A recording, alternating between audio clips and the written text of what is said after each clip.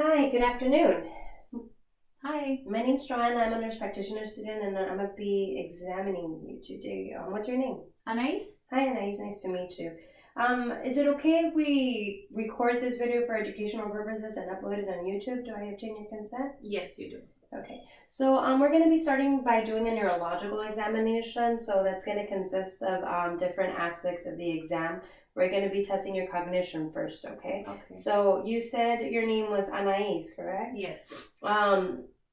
Do you know where you're at right now, Anais? At the clinic. At the clinic, okay. And do you know what day it is today? It is December the 9th, 2019. Okay. And do you know why you're here today? For a physical exam. Okay. So by the patient answering these questions, we know that the patient is awake and alert. They're alert-oriented times 4 because they are aware of the person, their name, time, place, time, and situation or event. Her speech is clear and coherent and is not mumbling or slurred. I'm gonna be asking you a couple more questions, okay, Anais? What did you have for lunch yesterday? A sandwich. A sandwich, okay. And do you know who the last 3 presidents were of the United States of America? Before the current one? Before the current one, yes. It was Obama, Bush, and Clinton. Okay. So by the patient answering those 2 questions, well, the questions that we asked previously, we're testing for remote and recent memory. So she was able to answer the recent by saying what she ate for lunch, and the remote would be who were the last 3 presidents.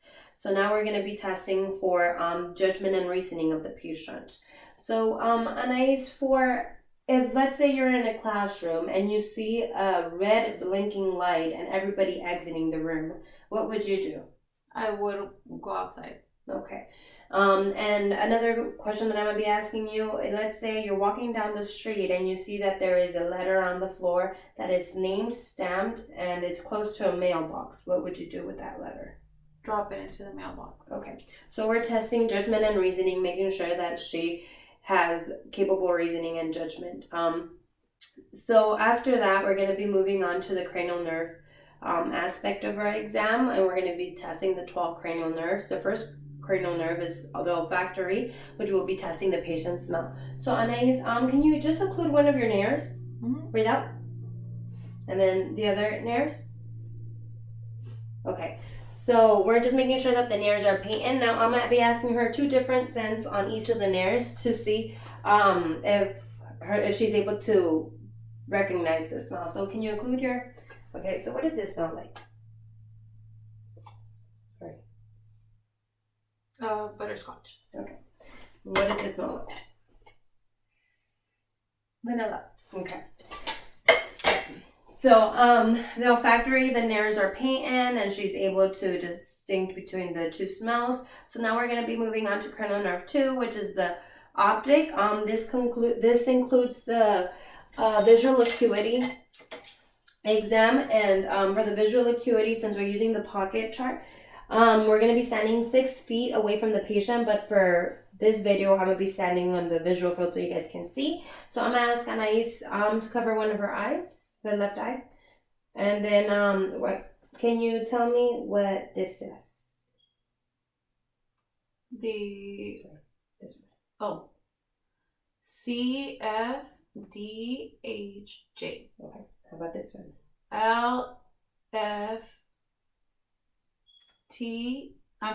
LTFPH. Okay. So now cover that eye and cover the other eye. Okay. So what does this one say? The bottom, it is LTFPH. Okay. Now with both eyes? LTFPH.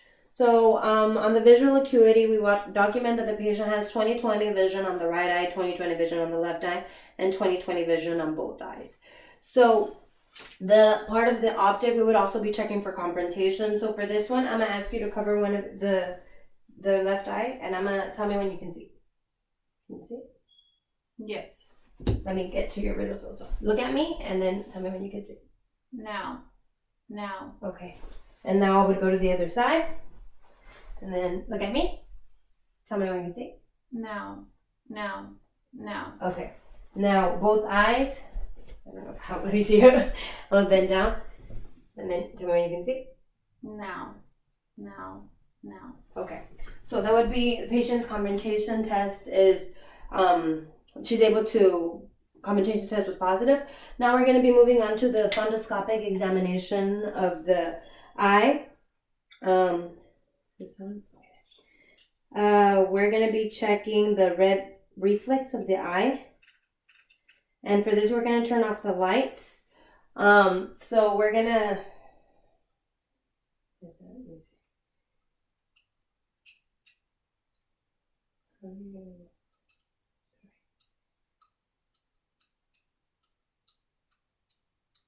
Sorry, I'm just moving.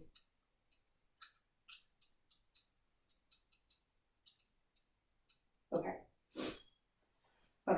So I'm going to be standing on the right side of the patient because I'm going to be checking the right eye. And then look at my nose. And then I'll put out my fingers to know when I'm going to hit the patient. Now we would identify the red reflex. Should be an orange, yellow. And then we're going to start getting closer to the patient's eye. And we would identify the optic disc, which would be a 1:2 ratio. And then we would follow the veins, make sure there's no arterial narrowing, no cotton wool spots, and no nicking noted in the arteries. So then now we're gonna go to the left eye, and my left eye. So I'm sorry. The same thing. I get 15 degree, identify the red light reflex, then go in, and then we would identify the cup ratio 1:2, follow the arteries, no arterial narrowing, no nicking noted, and then there would be no cotton wool spots as well. So after that, we would be going on to the cranial nerve number 3, which is ocular motor. Ocular motor test is for the perla, which would be the pupils equal, round, and reactive to light. So we're going to do that by grabbing my pen light. And we're going to be testing for the pupil constriction on both eyes directly and consensually. So when I shine the light, I'm going to be looking at the direct pupil and also if the pupil on the left eye would be constricting as well. So look at me. Okay. Now look at me. Okay. Now I would also be looking for accommodation. So can you look at this pen? Now look over there. Okay. And we would make sure that the eye is accommodating. Now one of the things we can also test is for convergence. So, okay. So pupils, as I mentioned, are equal, round, and reactive to light and accommodation. Now we would be testing the extraocular movements. So I'm gonna grab my camera just so she could see. And the extraocular movements, we're gonna be testing cranial nerve 3, 4, and 6. Cranial nerve 3 is ocular motor, 4 is the trochlear, and 6 is abducens. 4 is downward and medially, and abducens is laterally when we have her follow with to the lateral aspects of the eye. So if you can look at me. Can you see? Okay. And then we're going to go up, lateral, down, lateral, up. So extraocular motions are intact. There's no nystagmus noted upon the extraocular movements. So since we did already 3, 4, and 6, we're going to go back to 5. Cranial nerve number 5 is the trigeminal nerve. For this one, we're pretty much testing for the sensation and motor aspect of the nerve. So for sensation, we're going to be grabbing a cotton wisp, and then we're also going to be grabbing a sharp part. So for sensor, I'm asking you to close your eyes, and I'm going to be testing the 3 portions of her face, which innervate the trigeminal nerve, which would be on the forehead, cheek, and chin. So we're going to, can you feel, what is this? Soft or sharp? Soft. What is this? Sharp. Soft. Sharp. Soft. Sharp. Okay. So she was able to distinguish the sharp versus dull. Now we're going to be going for the motor aspect of the trigeminal nerve. So I'm going to ask you to clench your jaw. Okay, now grind your, okay. And open your jaw. Okay. So we're pretty much making sure that she's able to move her jaw and test it for resistance as well. So then we would go on, that was cranial nerve number 5. Now we're going to be going on to testing cranial nerve number 7, which is the facial nerve. And for the facial nerve, we're going to be testing upper and lower. So upper and lower, we're going to be upper facial nerve would be, can you wrinkle your eyebrows? Okay, and now for the lower portion, can you blow your cheeks? Okay, now smile. Okay, so cranial nerve number 7 is intact. Now we would go with cranial nerve number 8, which would be the acoustic. And for this, we're going to be testing it by 3 different tests. So we're going to be testing by the whisper test, the Rhine test, and the Weber test. So for the whisper test, can you occlude your right ear? And we're going to be standing 2 feet away from the patient. And we're going to say a word and let me know what you hear, okay? Apple. Okay. Now we're going to go to the other ear. Now can you occlude this ear, the left ear? Airplane. Okay. So she was able to identify the apple and airplane, which was she was able to pass the whisper test. So now for the Weber test, we're going to be looking for lateralization, making sure that she's able to hear on both sides. So we're going to hit the tuning fork. Can you hear on both sides? Yes. Okay. So there was no unilateralization, so she was able to hear on both sides. Now we're going to be testing the Rhine test, we're going to be placing it on the mastoid process, and then making sure that the air conduction is greater than bone conduction. So we're going to hit it, and let me know when you stop hearing the vibration.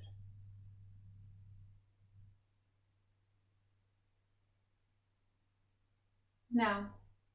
Do you still hear it? Yes. Okay, so air conduction is greater than bone conduction. So we're going to go to the next.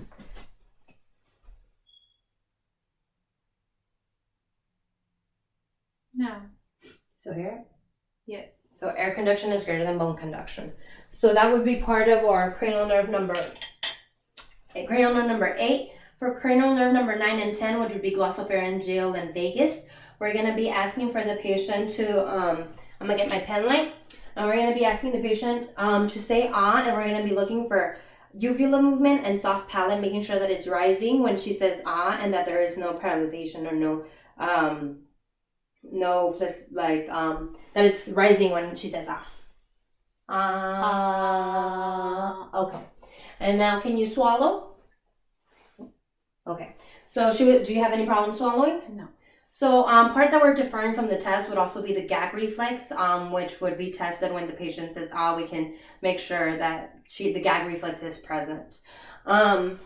Now we're going to be testing the 11th cranial nerve, which is spinal accessory. We're going to be testing for the sternocleidomastoid muscle, which is she's going to push her hand against resistance.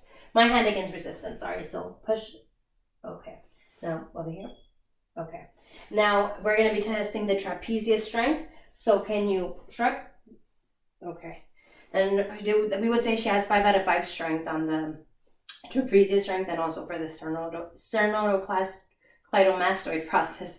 Now the last cranial nerve that we would be testing would be cranial nerve number 12. This is a hypoglossal.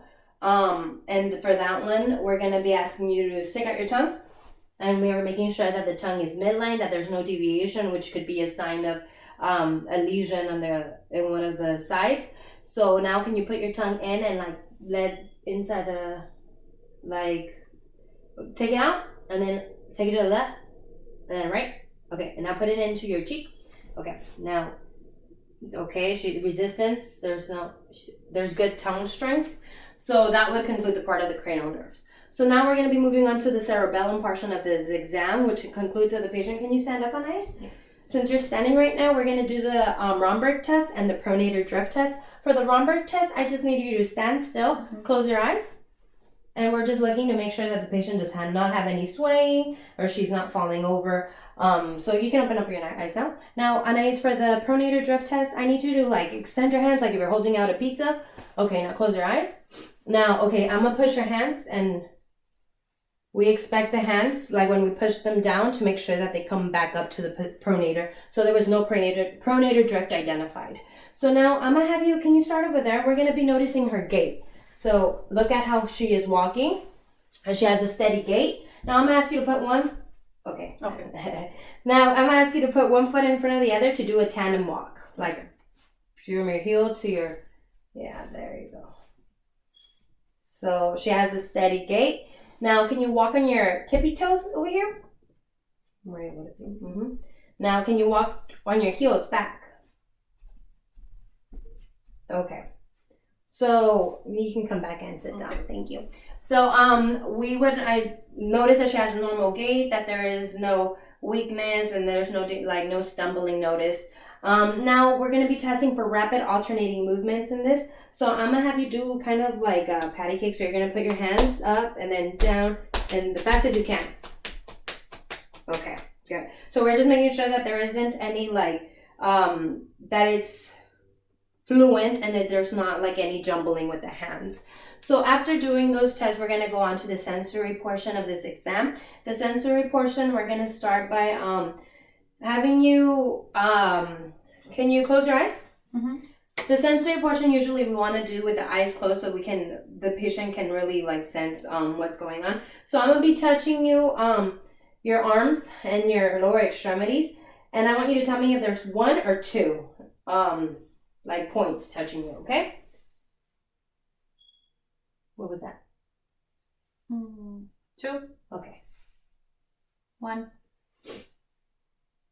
2, 1. And for the purpose of this exam, she doesn't have it. It's not on bare skin, but we would want to have it on bare skin to have like a full evaluation of the sensory. So now we're gonna be doing the closing your eyes again, please. Mm-hmm. We're gonna do that was a 2-point discrimination test. Now we're gonna doing joint positioning. So can you just extend your hands? Okay. So is this up? Okay. And then, Inward. okay. And what finger was that? That was my second left finger. Okay. And then Right big toe up. okay. Left great toe down. Okay.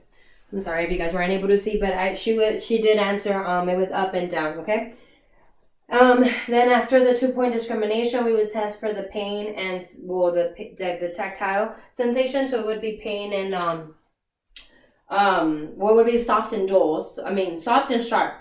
So we're gonna close your eyes again. Mm-hmm. So what do you? Sharp. Soft. Sharp. And we're testing bilaterally Soft. to make sure that they are symmetrical. So as I mentioned, this would be on bare skin. Sharp. Dull. Sharp. Dull. Sharp. Dull. Okay. So she was able to assess if it was sharp or dull, which is what we're for the tactile sensation. Now we're going to be testing the vibration on the lower extremities. Let me just move the camera down a little bit so you guys can see. Okay. So we're going to be, close your eyes. Mm-hmm. Do you feel it? Yes, on my right great toe. Okay.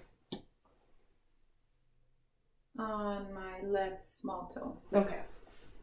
So she was able to identify the vibration on the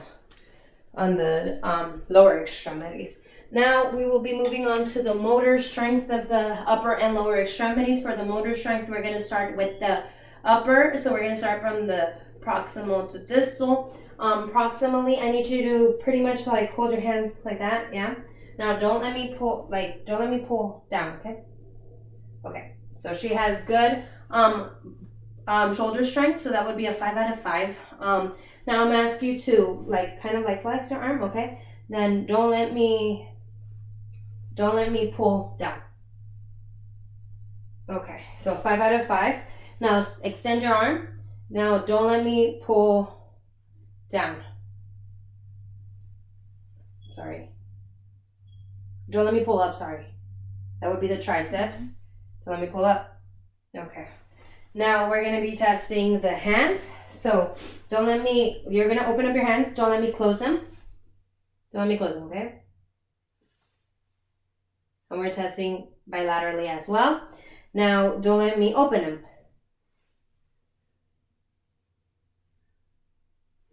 We could do one at a time or both at the same time. But for this purpose, I think so you guys can see, I'm doing one at a time. Now, can you squeeze my hands as hard as you can? Okay, now pull me towards you. Now don't let me pull you. Okay, so she would have good grip strength, 5 out of 5 grip strength. So now we're going to be moving on to the lower portion of the exam. So I'm going to test the quads.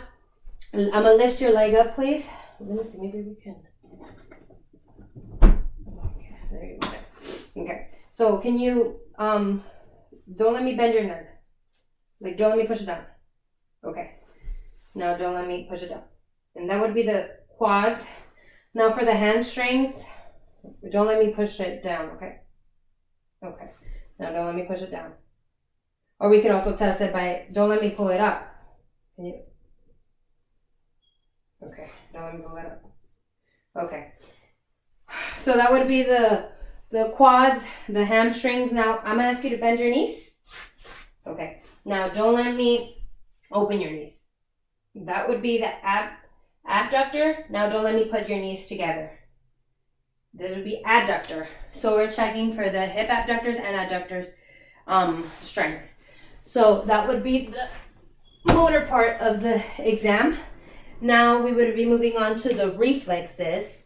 So for the reflexes, we're going to be checking the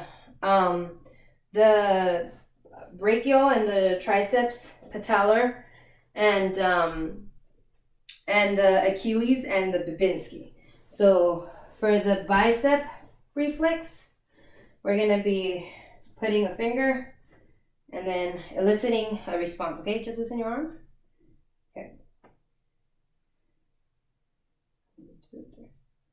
Okay. Now on the other arm, the same. Loosen your arm. Okay. And now for the triceps, loosen your arm. Loosen it, loosen it. And we're going to be hitting the epitrochlear. So we're going to want the arm to sway. Okay. And now the other arm for the triceps. Okay. And now for the, you're able to see.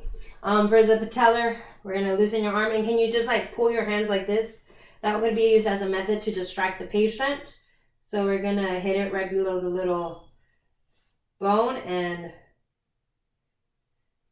elicit a response. And then the same as for the other one. And then hit the bone.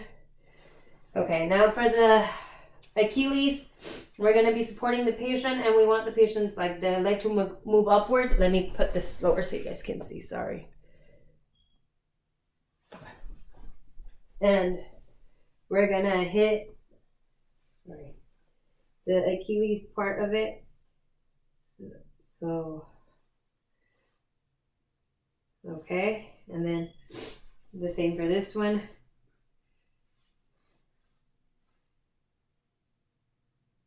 Okay, and now we'll be checking the Babinski reflex. We're making sure that this goes downward or there's a curling. We don't want the fanning out. So for adults, it's usually curling, so I'm sorry if you're ticklish. Okay, so I believe we're also going to be doing the diagnosis, which is probably one of the things that I forgot with the sensory. So for this, I'm going to ask you to close your eyes. And I'm going to give you 2 objects and tell me what they are, okay? So in your right hand, what is that object? This is a paper clip. A paper clip. Let me just move that so you can. Okay. Okay, and then close your eyes again. So on the left hand, what is this object? Sorry. This is a bobby pin. Okay. So she was able to identify the diagnosis and make sure that she was able to identify the objects. I believe this concludes the exam. So thank you guys for watching.